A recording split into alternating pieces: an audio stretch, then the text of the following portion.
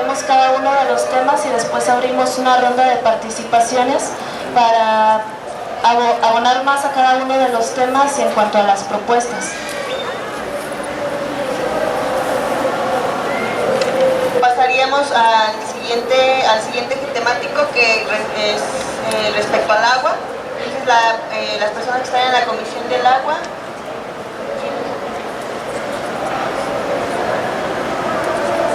No sé si Javier Zúñiga no quiere abonar algo respecto a la Comisión de Agua, porque igual el profe Obando ya habló como de medio ambiente y de agua, pero si hay algo muy concreto que quieras abonar. Muy buenas tardes, me llamo Francisco Javier Zúñiga, vengo del municipio de Apasco, está allá en el norte del Estado de México. Me da mucho gusto encontrar muchos rostros que desde hace muchos años hemos avanzado, caminado juntos, y también encontrar nuevos rostros en un tema que ha sido eje central en el Estado de México, en los pueblos, sobre todo los pueblos indígenas, las comunidades, pueblos originarios, que ha sido el agua, y principalmente lo que es la gestión comunitaria del agua. Hace un momento un compañero, Ricardo Obando, nos comentaba sobre la importancia de la gestión comunitaria del agua y lo contraponía a esta gestión de la cual estamos muy acostumbrados, que es una gestión vertical, muy autoritaria de los gobiernos, en donde ellos dicen va un proyecto y va. No importa si se tiene que desplazar un pueblo, si se tiene a una comunidad quitarle el agua, o inclusive si se tiene que asesinar a personas o si se tiene que encarcelar. Básicamente en el tema del agua, ya lo mencionó el profesor, pero hay unos ejes que se han estado trabajando ya desde hace mucho tiempo con muchos comités de comunitarios del agua, y entre esos son nosotros como ciudadanos, como pobladores de un municipio, pues nosotros también aportamos recursos para la gestión municipal, pero no hay una retribución hacia los comités, hacia los pobladores. Pueden poner los gobiernos y otorgar, comprar terrenos, expropiar, lo que sea para grandes proyectos, ¿no? Pero que son proyectos particulares, pero para los pobladores, para los que tienen toda una comunidad que se abastece de agua, no dan recursos. Entonces, uno de los puntos importantes que se está manejando, y esperemos que esta nueva legislatura lo tome en cuenta y pueda ser ya una ley, es que también el presupuesto se abra y haya una retribución se abra este presupuesto y se puedan financiar de manera conjunta, obviamente, de manera reglamentada, pues proyectos para los sistemas comunitarios. También uno de los puntos importantes es tener unas cuencas saludables, unas cuencas limpias, que eso es algo muy importante, ¿no? Porque el agua, como la tenemos, pues la estamos sacando, se ocupa, y de repente la empresa, que es una empresa contaminante, es una empresa que tira desechos tóxicos, que tira desechos industriales, pues contamina esa agua y ya está contaminando toda una cuenca. Entonces tenemos que avanzar en esta iniciativa ciudadana de tener básicamente esos ejes, de tener una cuenca sana, una cuenca limpia. Eso es algo muy importante. También reconocer que entre los sistemas comunitarios ha sido una labor desde hace años muy importante, y quizá a mí no es al que me toca decir esto, pero sí reconocer que estos sistemas comunitarios ya tenemos puntos muy importantes y que queremos que los diputados simplemente los aprueben. Y si no los aprueban, pues tenemos que decir nuestras razones y que nos digan por qué no lo están aprobando, ¿no? Pero cómo se ha ido construyendo que de repente digamos si cuencas libres, si queremos una cuenca sana, cómo se construyó, si queremos decir por qué el agua no se debe privatizar, por qué un sistema o una gestión comunitaria es muy saludable, por qué queremos una Contraloría Social del Agua, por qué queremos auditorías ciudadanas y que la gente pueda estar tomando decisiones, porque ha sido un proceso de años y de años y de años estarnos escuchando y de nosotros estar viendo qué posibilidades son las que más nos convienen. Entonces, entre estos esfuerzos que se han hecho, hay uno que resalta a nivel Estado de México, pero también a nivel país. Se ha llevado a cabo lo que los compañeros hemos llamado la escuelita del agua, que se busca una profesionalización de los sistemas, principalmente de los sistemas comunitarios. ¿Pero qué significa una profesionalización? Tener estas herramientas técnicas, tener estas herramientas científicas de por qué lo que estamos diciendo está avalado, ¿no? Pues principalmente, como les digo, por cuestiones técnicas, cómo vamos a administrar. Entonces, esta escuelita del agua ha sido un ejercicio, pues una construcción desde abajo, muy democrático y que busca tener la mayor cantidad de personas interesadas. Y no solamente está abierto para los integrantes de los sistemas comunitarios, sino también para aquellos usuarios, ¿no?, que son parte ya de un sistema que está municipalizado, para que no se avance a la otra fase, que vendría a ser lo que es la privatización, la concesión, que empiezan a dar una concesión por ahí en el cobro, después empiezan a una concesión en la administración y de repente cuando ya despertamos ya está todo el organismo ya privatizado, ¿no? Hay un punto muy importante para terminar. Hace unos años el Estado de México nos levantamos con una noticia muy alarmante, que fue la aprobación de la ley que regula el uso de la fuerza pública en el Estado de México, en donde prácticamente a la población se le podía disparar sin que hubiera mayor complicaciones, sin que hubiera mayor responsabilidades para los mandos. Pero también después de que se aprobó y de que nos enteramos muchos pueblos y comunidades, que se despertó también el Estado de México, y eso es algo muy importante. Logramos como pueblos frenar esa ley, logramos como pueblos decir y llevar hasta la Suprema Corte por qué violentaba los derechos humanos. Nuevamente estamos y podemos hacer lo mismo, compañeros, podemos decir qué leyes queremos. Ya sabemos qué puntos tenemos, vamos a seguir trabajando para hacerlo de manera concreta y podemos seguir presionando, tenemos que seguir presionando, tenemos que regresar a nuestros pueblos, tenemos que regresar a nuestras comunidades y decir: yo vengo de Pasco, yo vengo de Tecámac, yo vengo de Coyotepec, pero ¿qué crees?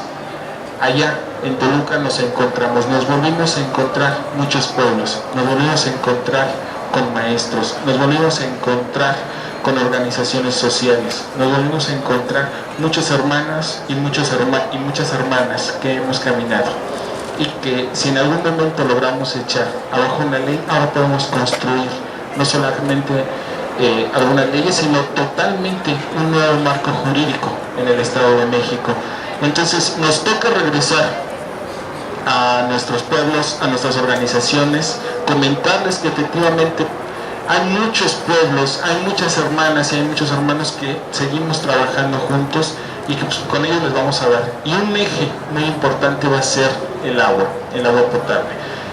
Una gran organización, vamos a a dar muy buenos resultados, esperemos que sí, y pues vamos a tener que presionar a estos diputados y vamos a sacar adelante estas leyes, seguramente que lo vamos a lograr. Entonces, pues no nos toca más que decir que pues el agua no se vende, se ama y se defiende. Antonio Lara Duque.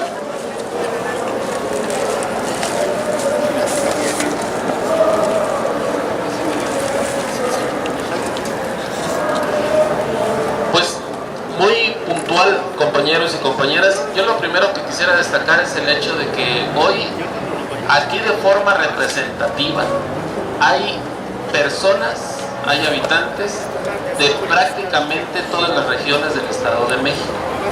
Entre algunos ya se conocen, entre algunos seguramente es la primera vez que se están viendo, pero hay desde compañeros desde el inicial sur del Estado de México, que es Tenango del Valle, hasta compañeros del extremo oriente del Estado de México, que son los compañeros de Amecameca, pasando por buena parte de los municipios del norte del estado.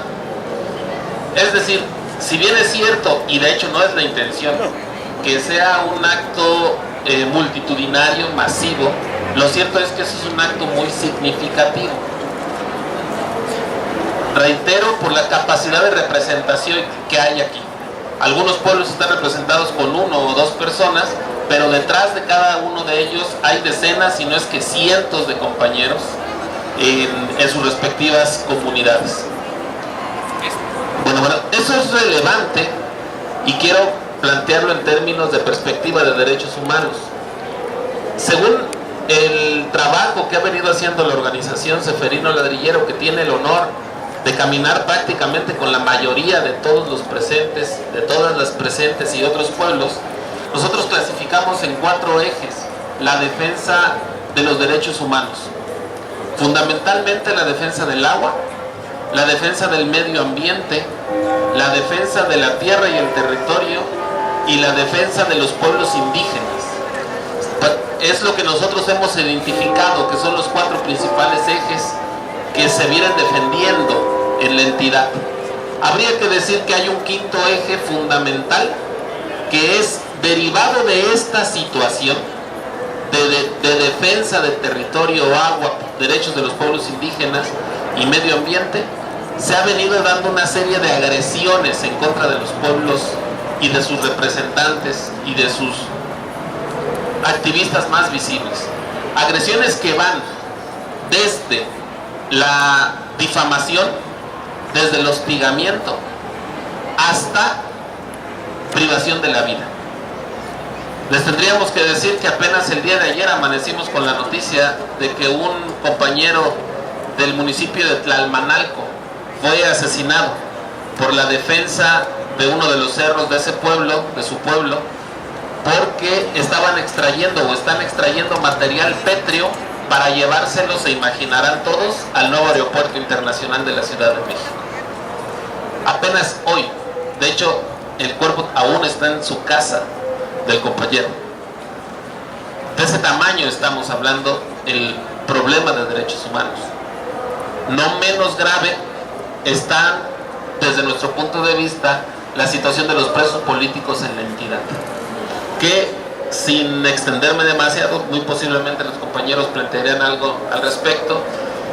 Queremos dejar asentado que en el Estado de México, según nuestros registros y nuestros contactos y lo que hemos documentado, existen, compañeros y compañeras, 16 presos políticos en el Estado de México.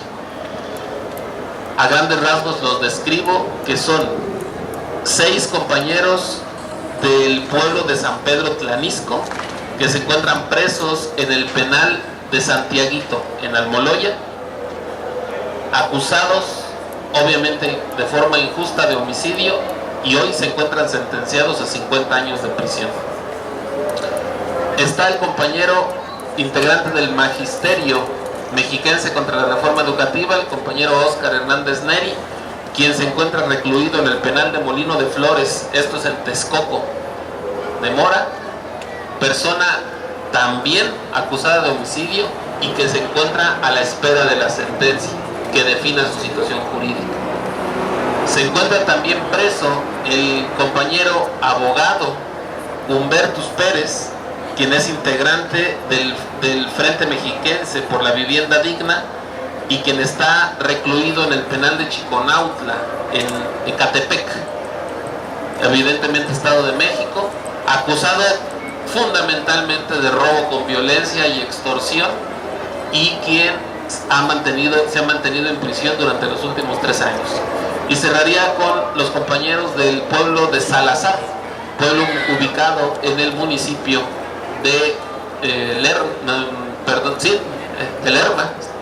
Está justo en la frontera entre Lerma o Coyoacac, muy cercanos a la zona de La Marquesa.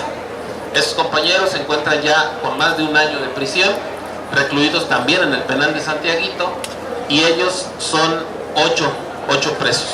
De tal forma que así se forman los 16 presos políticos del Estado de México, que evidentemente nosotros consideramos es uno de los lastres que se siguen viviendo en la entidad con respecto a la violación de derechos humanos, específicamente la persecución a las personas defensoras. Por mi parte solo terminaría diciendo, compañeros, compañeras, hay algo muy importante que resaltar. El Estado de México históricamente ha sido uno de los estados de mayor control político que ha tenido nuestro país. Hay que decir algo, y lo decimos en público, en privado y en todos los espacios donde se ha planteado esta reflexión. El Estado de México tiene uno de los grupos políticos llamado Grupo Tlacomulco, que gracias a que el Grupo Tlacomulco se quedó intocado en el año 2006, ustedes recordarán que en el 2006 el priismo perdió, también quedó en tercer lugar, pero de repente 6 años después ganaron la presidencia.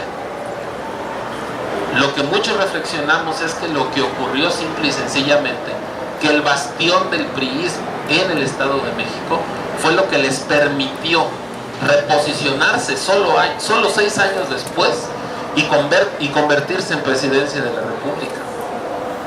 Para nadie es un secreto que el señor Peña Nieto pertenece a ese grupo político. Es decir, a lo que queremos plantear es que debemos de ser bastante cuidadosos en términos de la discusión y la reflexión pública que se debe de estar generando, porque hoy en nuestro estado ha ocurrido algo que no ha pasado nunca en la historia del Estado de México, que hay un Congreso local que tiene una mayoría opositora al Ejecutivo. No ha pasado nunca en la entidad. Lo que sigue sin pasar es que haya un gobernador o gobernadora que no sea del Partido Revolucionario Institucional. Eso sigue sin pasar. Más allá, como lo digo como paréntesis, más allá de lo que muchos podamos pensar, que el año pasado hubo un manejo complicado de las elecciones. Pero lo cierto es que hay un Congreso opositor en su mayoría. Y aquí es donde, porque sabemos que los compañeros que se nos está escuchando no solo desde el Ejecutivo, sino también en este espacio legislativo, creemos que los legisladores tienen un gran reto, y así lo hemos planteado muchos. O tienen la posibilidad de voltear hacia aquel edificio y llegar a acuerdos y impulsar todo lo que le diga el edificio de enfrente, o impulsar una agenda desde la sociedad civil que les fortalezca no solo como poder legislativo, sino estos principios republicanos de independencia de poderes. Yo creo que a nadie voy a asustar con la siguiente afirmación.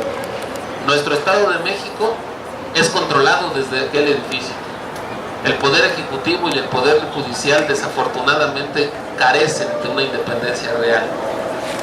Aquí es la gran posibilidad que tiene el poder legislativo de enganchar con los distintos reclamos de la sociedad mexiquense y poder impulsar una agenda que fortalezca la independencia del poder legislativo, sí, es sano para cualquier sociedad democrática que su poder legislativo sea independiente, pero sobre todo, y hay que decirlo con todas sus letras, ese fortalecimiento del poder legislativo, en este caso en concreto, fortalecería las luchas y procesos de los pueblos del Estado de México. Cierro diciendo, hoy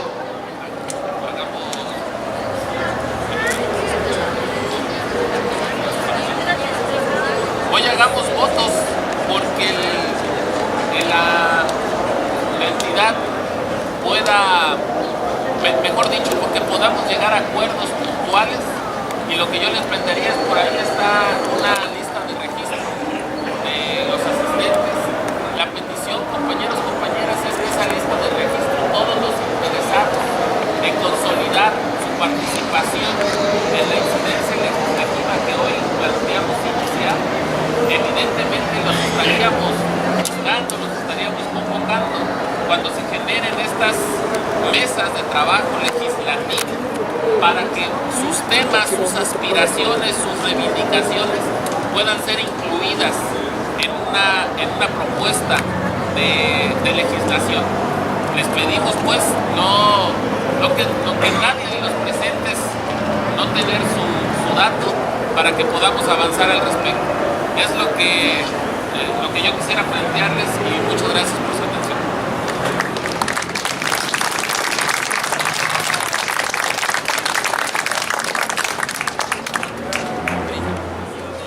Muy buenas tardes, y agradecemos la presencia y sobre todo la participación desde el Magisterio Mexiquense contra la Reforma Educativa, integrantes de la Coordinadora Nacional de Trabajadores de la Educación.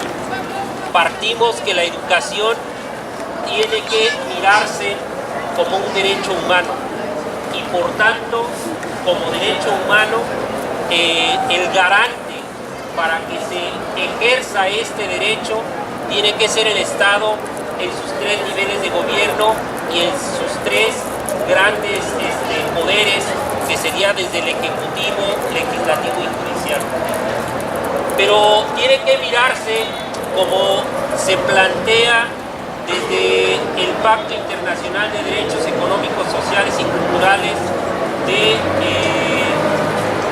ha planteado desde la OEA. Y leo un fragmento de los artículos 13 y 14 de las observaciones generales del Comité de Derechos Económicos, Sociales y Culturales de las Naciones Unidas. Perdón, no era de la OEA. La educación es un derecho humano intrínseco y un medio indispensable de realizar otros derechos humanos. La educación desempeña un papel decisivo en la emancipación de la mujer, la protección de los niños contra la explotación laboral, el trabajo peligroso y la explotación sexual, la promoción de los derechos humanos y la democracia, y la protección del medio ambiente y el control del crecimiento demográfico. Eso implica que el derecho humano en la educación tiene que garantizarse no solamente en el establecimiento de escuelas, sino que estas escuelas funcionen de forma adecuada para esta garantía. Y esto depende de diversos factores, dentro de los cuales se pueden destacar los edificios, es decir, espacios donde se pueda dar una protección contra los elementos del medio ambiente, instalaciones sanitarias, agua potable, docentes calificados con salarios competitivos y materiales de enseñanza, y evidentemente pues lo que sería los planes y programas de enseñanza. Eso implica que se debe garantizar no solamente el espacio, sino que todas las condiciones necesarias para que ocurra este derecho humano a la educación. ¿A qué nos referimos con esto? Que no basta con que haya escuelas, sino que tienen que tener primero el edificio, porque a nivel del país el 80% de las escuelas tienen carencias, pueden ser leves o extremas. 80% que la propia autoridad educativa reconoce. Entonces, una situación muy similar ocurre en el Estado de México, donde hay escuelas que incluso no tienen un espacio y están trabajando en casas particulares porque no tienen un espacio donde estar garantizando el derecho humano de los niños y jóvenes de esas comunidades, donde hay escuelas sin piso, sin techo, sin baños, sin electricidad, sin agua, entre muchas otras carencias. El 80%, reitero, de las escuelas a nivel nacional y del Estado tienen alguna carencia que tiene que ver con su edificio. Por otro lado, debe de haber docentes calificados y con salarios competitivos. Esto significa que el Estado debe ser el garante de la formación de los docentes, no solamente cuando ya están siendo docentes, sino desde su origen.